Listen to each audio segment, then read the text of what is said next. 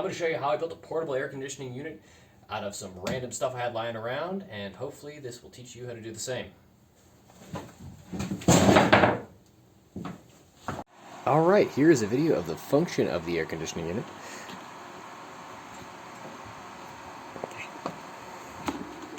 You can see, topped off with ice. Still cooling down. It takes probably about 5 minutes for this to get full effect. Okay, this is an explanation of how my portable air conditioner works. It has 5 main components to it: a fan, an upper coil, a pump, a cooler, and a lower coil. It's a pretty simple design. It's actually how most HVAC works, which is basically you are moving heat around, which for most people, they just think it makes cold air. Technically, it's just making air with less heat in it. So, just to keep it simple, just think of your cooler as a big heat sink, and you're storing energy by turning ice into water. So, you're going to need a fan. There are a few different ways you can go about that. You can use a 120 volt or a DC fan if you want to get a little bit more complicated. It's not really that hard as long as you're keeping the voltage low. 12 volts or under is what I would recommend.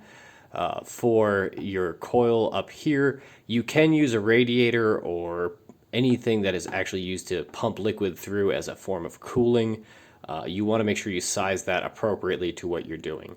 I ended up using a computer coil that actually is used to cool liquid-cooled high-end PCs. I do not have such a computer, but these parts are actually relatively affordable. They're about 15 bucks on Amazon. You're gonna need a pump. This is where you can kind of bounce around a little bit. You can use a fountain pump or an aquarium pump. I found a USB powered submersible pump that is used for aquariums on Amazon. It was $10. Those are the two components right there that I actually had to buy. For that, you could also probably go and get a cheap fountain pump from Harbor Freight and get a 2-year warranty on it. So that way, if you burn it up, you can just swap it back out for another one pretty cheaply. The next thing you're going to need is a cooler. You can use basically anything, but you have to size your coils and fan to the size of your cooler. If you make it too small, you'll get a lot of cooling out of it, but in very low volume. So if you want to make something that's going to cool a larger area or space or for a longer period of time, I would go with a larger cooler. I did something pretty small. Yeah, that's really it. Then you're going to need a lot of vinyl tubing and then something to make your lower coils out of. This is something that I actually had some spare brake line, and it's a softer brake line. I believe it was a copper nickel brake line. They can be bent by hand. You don't need a tubing bender. Very simple. You can also buy soft copper from Lowe's. That stuff is actually a little pricey. I just had stuff lying around to build mine. So that made it easy and cheaper on me. So my entire cost on this entire project was about 25 bucks. Other than that, it's kind of just plug and play. You can kind of change around how you want the pump or the orientation of all this stuff, but it's making it all fit together. That is the hard part. I actually did have a fan that bolted directly onto the coil, which would have made it look a lot more seamless, but the fan was very unimpressive. And I guess I can show you guys some of the components I used and some of the things you might be able to use to help build your own. Let's go take a look. Okay, so here's my portable air conditioning unit. As you can see, it's kind of small and quite ugly. But anyways, let's go over what's going on with this thing. I've got my fan up top. Got my coil on the back. Vinyl tubing. Vinyl tubing leads to a reservoir, which contains a submersible pump. And then my coil, which is then going back down around through here, right back up to these two ports, going back to the bottom of the coil, and goes back up to the coil and repeats the whole process. I did not have this filled with ice so I could show you everything going on with it. Kind of wish I did. It's very hot in here. It's quite uncomfortable. But anyways, I'm going to give you an overview of the parts that I use to make this work. We'll start at the top and work our way down. Your fan, you can use a 120 volt or a DC fan of varying voltages. It all depends on what you want to power it. In theory, you could get a fan powered by a drill battery. I know Ryobi makes a whole bunch of oddball accessories nowadays, it would be a great option for this, actually. You could have the whole thing powered by a drill battery, which would be great. You could recharge it somewhere and then bring it with you wherever you're going, use it in a tent. My fan was battery operated. I changed it over to USB so it could be used continuously. It's going to be taken to an office where they have an ice machine so that she can fill this up and just basically have it run all day. I could get a power bank for it so that it could be plugged into that for use on the go, but I did not. All right, a little additional feature right below the fan, I have a little condensation pan here, which just collects all of the water generated by the coil on the back of this. Water condensates on it, drips, and instead of having that go everywhere, I just thought, you know, let's just let it go back in the cooler. So I drilled a hole in it. All right, so now to the coil. This is actually off of a liquid-cooled PC. I'll put a link in the description to this device here.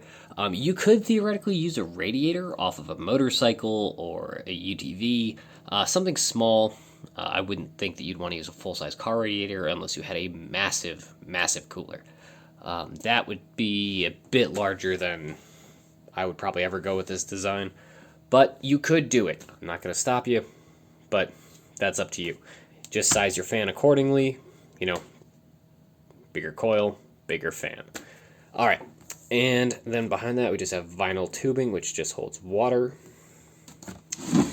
That water is carried to that coil via the submersible pump, which is inside of this little reservoir here, which is actually just an old vitamin container. And that pump pushes that water through this copper tubing here, which is actually just nickel copper brake lines. They were not used. Don't use used brake lines. Brake fluid is just bad for everybody. Pretty toxic stuff. Just not a good idea.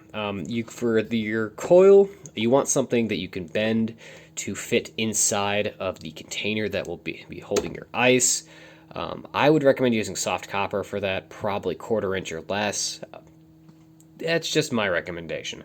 If you were to, like I said, supersize your cooler, go nuts. You could probably go up to theoretically 1/2 inch if you wanted to. It'd be a bit excessive and pretty expensive. 50 feet of copper, I think, is around $100, maybe 120. But like I said, that's for somebody who wants to supersize this idea. Not me. But, okay, back to it. And when you actually buy your copper tubing, just make sure that you size the outside diameter of the piping to slightly larger than the interior diameter of the vinyl or silicone tubing that you use. I would recommend getting some silicone tubing or vinyl tubing that has a thicker wall to it. By pipe wall, that is the material thickness of the pipe. So not the internal diameter, but the wall. This is a pretty thin wall on this one. This is some silicone tubing I brought out just as an example. So the reason you want to have that copper pipe slightly larger is so that when you push this thing over, you have to fight it and it creates a very snug fit. That way it's not going to leak. You can put a hose clamp over top of it and you know that that is a sealed system.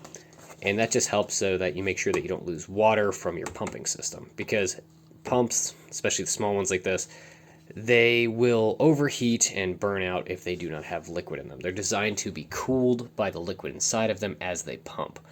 So it'll just make your pump last longer, and it's just a generally good idea.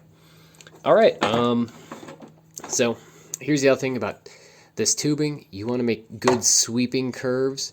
You don't want to get pinch points, because you can see here, if you bend it too extremely, without care, you'll get a little kink in it, and that will actually reduce your flow. So don't do that. I bent this one intentionally to try to show you how not to do this.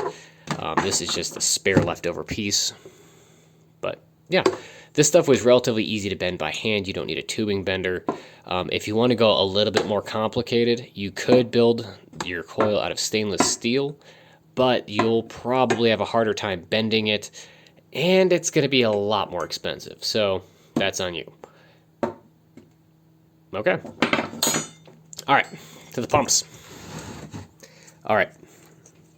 This is a 12-volt version of what I have in there. That's a 5-volt USB powered. I'll put a link in the description. Relatively low powered, so I would not size this design up too much more. I'd probably go with maybe another 6 inches before I'd size out of that spec of pump, just because I don't think it would have the flow rate necessary. So you could probably, I don't know, add 50% of volume to this and bring it out, and that would probably still hold up, but it would probably be pushing its limits. This is a 12-volt fountain pump. This one pushes out a good bit more pressure than that one. It's not self-priming, so I would probably still keep this as a submersible. That's how this is designed. Don't submerge a pump that is not designed to be. If it doesn't say submersible, don't submerge it. When you're dealing with these pumps, just remember the bottom one is going to be your intake. That means water goes in here, and then your top port will be where it goes out. All you got to do to get this to pump is basically put this in a jar of water, and then you'll see water start spewing out the top. And all you have to do is direct it by putting tubing over the top of it and putting a hose clamp on it. And now you can connect the other end of that to your coil. So then use a hose clamp, tighten it down, and that should get your coil system going. Then connect it all right back up here. If you need any help, just go back to that diagram. It's basically a very simple concept. You could probably think about it too much and make it overcomplicated.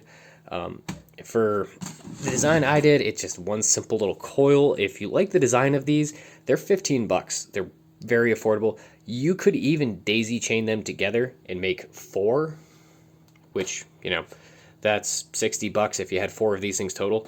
It's not bad as far as that goes, especially for something designed for water with aluminum parts that won't corrode. It's a good idea that I might consider at some point if I decide to build another one of these. I can show you how you could rig that up, and we'll go back to the whiteboard for just 1 second, then we'll come back. Okay, so here is how you could theoretically daisy chain 4 of those together to basically make a cooling coil that's 4 times the size of mine. You'd also have to find a fan that was 4 times the size, or have 4 little fans. That's a bit complicated. I would just get a bigger fan. So basically, you'd have your feed line go to one port, and then have that port jump to the next of the coils, and then do that all the way back. Now, the only thing you'll have to remember about this is you'll get diminishing returns. This will be your coldest, second coldest, third coldest, hottest.